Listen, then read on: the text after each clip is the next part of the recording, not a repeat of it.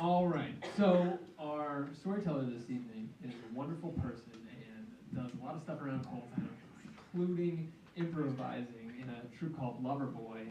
Ladies and gentlemen, please put your hands together for Kim Lowrey.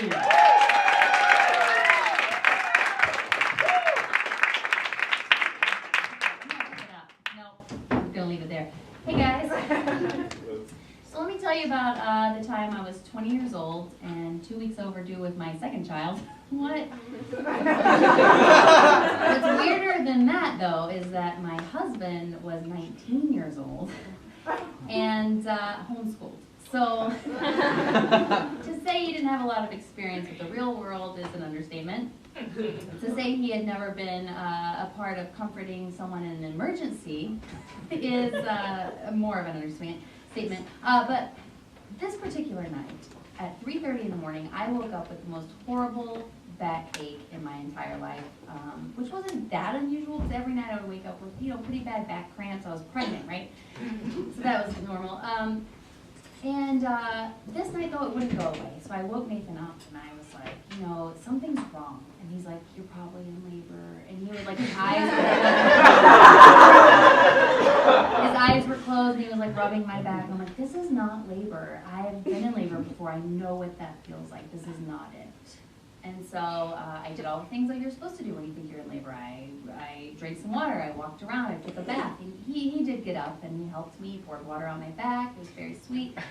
And I stayed on the toilet a lot because it was real comfortable, like that position, it felt really good on my back. And about 4:30 in the morning, I lost my mucus plug. What a mucus plug is exactly what it sounds like. It's a plug of mucus that holds everything in when you're pregnant, but then when you're in labor, your body wants to get rid of all that stuff so the baby can come out. So I lost that at about 4:30 into the toilet. Good for me. And so then blood, then you bleed, you poop a lot, all that stuff happens. And I was like, toilet is a good answer there. So at that point I was like, okay, maybe I'm in labor, I guess. And, I called my sister-in-law Rachel as part of our plan, and I was like, Rachel, okay, I might be in labor. As soon as she was to get to our house, then we were going to go to the hospital because she had to watch our older child. That was the plan. And I was like, but take your time because, I know second babies come faster than first babies, but still we've got a good 5 to 8 hours of labor, so take your time. So I remember like walking around a little bit, getting cleaned up, moving to another toilet because we had two. So I was sitting on the second toilet, pants around my ankles, and I'm starting to get scared. I'm bleeding a lot, I'm pooping a lot, I'm mucusing a lot into the toilet. And I'm like, Nathan, I'm really getting scared. Maybe we should just go to the hospital. Let's forget about the laboring at home thing. I wanted to labor at home so bad, which means I wanted to spend my time let's just chill here. Let's not go to the hospital and be plugged in all day for 8 hours. Let's just be at home. So we didn't put pillows on the bathroom floor of our tiny apartment so I could do different positions. But at this point I'm on the toilet and I'm getting scared. As soon as Rachel gets here, let's just go to the hospital. So some time passes, and now I'm really getting scared, I'm really pooping a lot, I'm really pooping a lot. Let's just call Rachel back and tell her as soon as she gets here, let's just leave. Let's go to the hospital immediately. So we do that.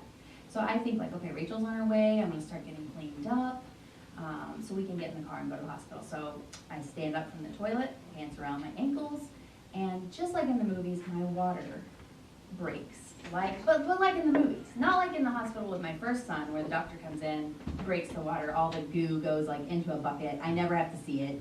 But in real life, I'm standing there, pants around my ankles, and I just feel this pressure, and it bursts, and it's scary, and it splashes, and I'm like, ah, I scream this terrible, hysterical scream, and Nathan runs back in, and he's like, what's happening? I'm like, ah. I'm trying to sit back down on the toilet because, again, that's where I've been for 2 hours, and that feels comfortable, and that's where all stuff should go, is water and goo should go into the toilet. So I tried to sit back down, and thankfully, he pulls me over to these beautiful pillows, that are beautiful cheap pillows we have in the corner of the apartment bathroom, and so he pulls me over, and he looks. I still have the pants around my ankles, and he looks between my legs, and he has the saddest, the palest face you've ever seen. And he just goes, what are we gonna do? Because he can see my daughter's head coming out of my vagina. So right about then, down the long hallway to the front door, I can see my sister-in-law, Rachel, coming in the door that we've left unlocked for her, and she comes in, she's got her little overnight bag, and she's like, I'm here for a birth. And then she comes in, she puts her bag down, and I scream something ridiculous like, Rachel, the baby's coming! And so she runs down the hall, and she and Nathan have this conversation, as if I'm not there. And they have this conversation like, what are we going to do? Let's get her up, let's move her, let's take her to the car, let's drive her to the hospital. And Nathan all the while is like, no, I can see the baby's head right now, it's about to come out of her body. So Rachel, thankfully, she's smart, and she's like, let's call 911. So she calls 911, so she's trying to relay a message from the 911 operator, who, by the way, is super calm and is like, wow, how far apart are her contractions? And Rachel's like, there are no contractions. I don't know what, like, at this point, the baby's coming out. The baby is almost on the floor. Let's please, like, 3 pages, hurry up.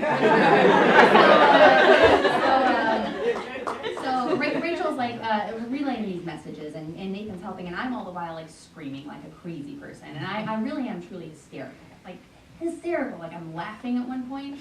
I don't know why I was doing that. I just couldn't believe this was happening to me. So in my head I was still like, okay, we've got 911, the ambulance is gonna come, we're gonna be fine, we're gonna get to the hospital. I am not pushing this baby, no matter what I do, I'm not gonna push. But what I didn't know is, your body does that for you. You have no choice. My body like seizes up and pushes the baby out. Head and shoulders pushes the baby out, first part, and I have no choice. So I'm like, well, at this point, I'm all in. So my body does it again, seizes up, pushes the rest of the baby out, and my husband, thank God, catches the baby, which, life lesson, that's all you need to do, catch a baby. Just catch it, don't let it fall on the floor. So he catches the baby, and he hands me this baby after untangling it from the pants that are still around my ankles. Untangling the umbilical cord, and he hands the baby to me, and all I can think is, this baby is fucking huge. It's a big baby, and she's sticky and smelly, and there's goo all around me. No poop, because the poop got in the toilet. Good for me. So he hands this baby to me, and right about then, these beautiful firemen walk in.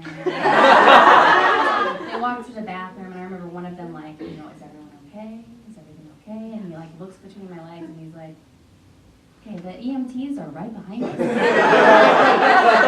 They're gonna take good care of you. We're just okay. And then the EMTs come, they cut the umbilical cord, which, by the way, my husband had tied off with a shoestring per the 911 operator's instructions. So they cut the umbilical cord, they hand the baby to one of the firemen, everybody's okay. But they have to help me up to get to the gurney, which is in the hallway, because it won't fit into our tiny little apartment bathroom. So at one point, I just know everyone's helping me. I'm like, ooh, I've just had this traumatic experience, you guys. So I go to the gurney, and all of a sudden I realize no one's helping me. I'm standing there alone, and it's because they've all run back into the bathroom to help my husband, who has finally like let everything sink in. My whole body is like shaking, like crazy, like his entire body, like something I've never seen in my whole